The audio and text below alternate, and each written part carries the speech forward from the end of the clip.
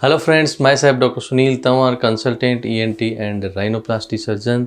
दोस्तों, आज हम डिस्कस करेंगे बड़ी ही एक कॉमन प्रॉब्लम जिससे कहीं ना कहीं आप या आपकी फैमिली में या आपके सराउंड में कोई पीड़ित होता है, वो है नेजल एलर्जी।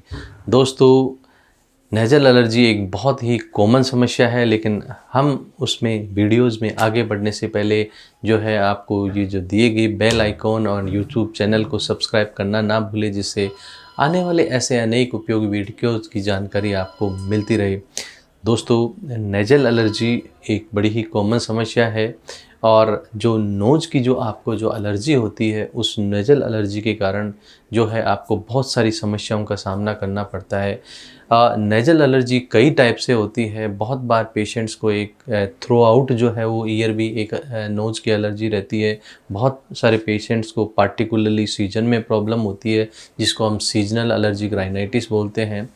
कुछ ऐसे जो अपने एनवायरनमेंट में कुछ ऐसी चीज़ें होती हैं जिनके कारण पेशेंट को जो है वो एलर्जी होती है। बहुत बार कुछ खाने की चीज़ के कारण भी होता है एंड बहुत बार कोई जो एनवायरनमेंट में जो पॉलन्स होते हैं उनके कारण भी एलर्जी होती है।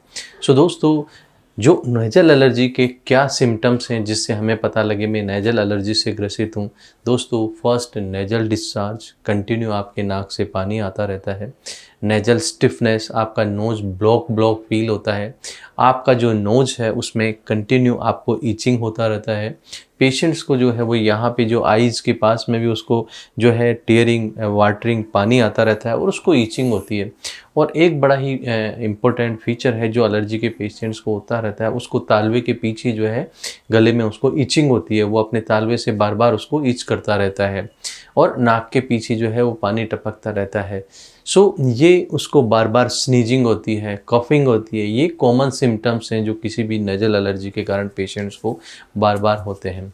दोस्तों, अगर आपको ये जो सिम्टम्स हैं वो पार्टिकुलरली 3-4-5 डेज़ के लिए हैं और अपने आप ठीक हुए, या कोई आपने कोई कोल्ड की मेडिसिन ली और आप ठीक हो गए, ये एक नॉर्मल कॉमन कोल्ड है, बट ये सिम्टम्स आपको कंटिन्यू पार्टिकुलरली रहते हैं, आप जो है वो नेज़ल एलर्जी की समस्या से ग्रसित हैं, तो उसको उचित डॉक्टर को दिखा के जब डॉक्टर के पास ये पेशेंट आता है, तो दोस्तों इसमें कुछ टेस्ट हैं जिससे हम ये पता लगाते हैं। First, history of the patient. जब पेशेंट बताता है कि मेरे को साल भर में कंटिन्यू प्रॉब्लम रहती है, या पार्टिकुलरली इसी वेदर में, या मैं कोई पार्टिकुलरली चीज़ खाता हूँ, तो उससे उसका डायग्नोसिस बनाया जाता है। आजकल एक एलर्जिक टेस्ट भी होता है। उस एलर्जी टेस्ट में जो है 2 टेक्निक से किया जाता है। वो एक मल्टीपल प्रिक करके भी किया जाता है और एक ब्लड टेस्ट भी होता है।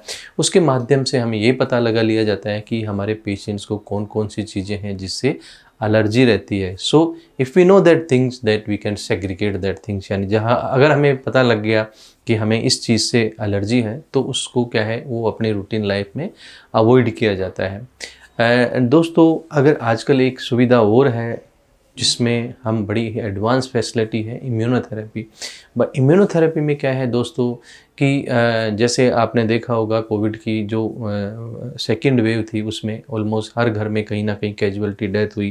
थर्ड वेव में हर आदमी को कोविड हुआ लेकिन उससे डेथ नहीं हुई, because of the vaccination, because of the immunity. जिस चीज़ से आपको पर्टिकुलरली बहुत ज़्यादा एलर्जी आ रही है दोस्तों, उसकी वैक्सीन भी बनती है, जो आपको ड्रॉप करके जो है आपको घर पे ही लेना होता है, जस्ट टू क्रिएट इम्यूनिटी इन और ब्लड। बट दोस्तों, ये एक बड़ी इंपॉर्टेंट चीज़ है कि ऐसा नहीं है कि आपने आज वैक्सीन लिया और कल आपको जो है वो पूरा लाइफ लॉन्ग के लिए इम्यूनिटी मिल गई। उसके लिए उसकी बूस्टर डोज की ज़रूरत होती है। साथ में जो है कुछ टैबलेट्स हैं जो डॉक्टर के सुझाव के अनुसार आपको कंटिन्यू लेनी होती हैं। कुछ नेज़ल स्प्रे हैं जो आपको कंटिन्यू लेने होते हैं और डॉक्टर की जो है वो आदेश अनुसार उनको जो है वो धीरे धीरे उसको जो है टेपर किया जाता है, कम किया जाता है, आपको जो है कंटिन्यू फॉलो किया जाता है। एंड जो चीज़ दोस्तों आपको लग रहा है कि मेरे को इस चीज़ से पार्टिकुलरली प्रॉब्लम होती है, तो वो चीज़ आपको उसमें अवॉइड करनी चाहिए।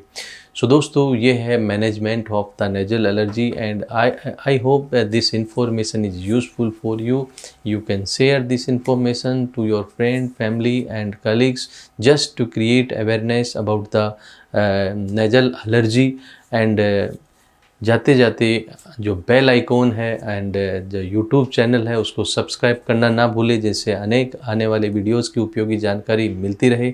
और if you have any query regarding the nasal allergy you can put comment on my comment box, so I reply for that. Thank you.